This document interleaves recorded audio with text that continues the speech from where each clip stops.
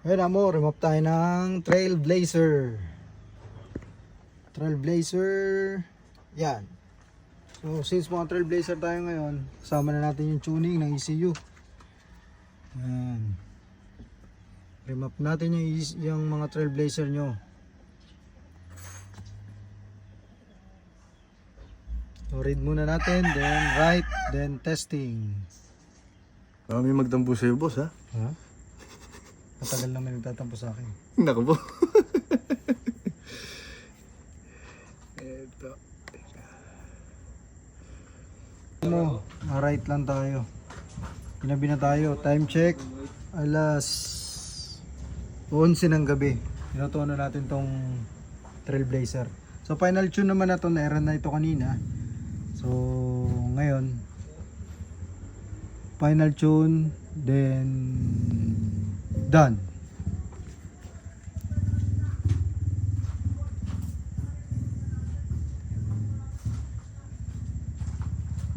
Test ride. Yung ginabing tono natin, ite-testing na. Ite-testing na ni boss yung Trailblazer na tinono natin.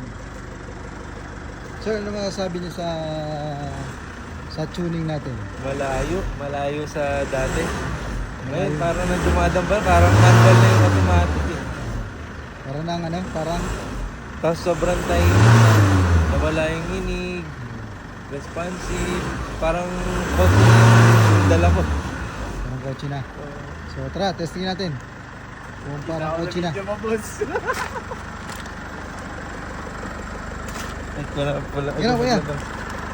Ikaw na maglabas, kuya. Ay, ako na ba? Ako mag-ano. Ito, testing na ho yung Trailblazer. Nakasakay na po yung driver doon, yung mayari. Testing niya na dito sa stretch. Yan. Kuya, piga mo.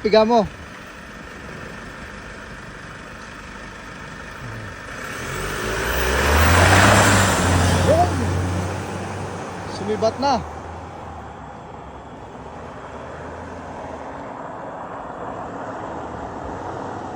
Nako, napakabilis mo.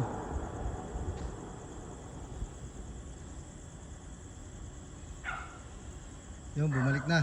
Tanungin natin siya kung ano ang na-feel niya do sa tono natin.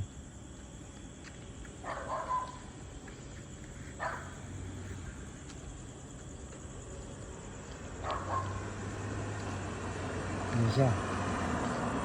Hataw na hataw oh.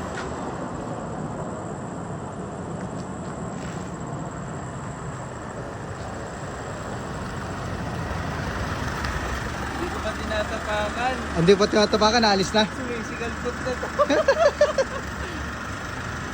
Iba. Malayo, kuya, parang kotse.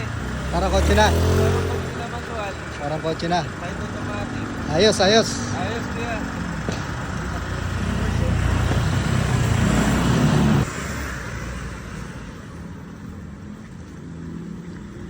Basta winch point, tonong winch point, win na win niya. Sa mga gusto magpa-tune, mga amo, ang kanilang mga rig, winch point off-road, Bermo sa Daang Hari, Imus Cavite. Thank you.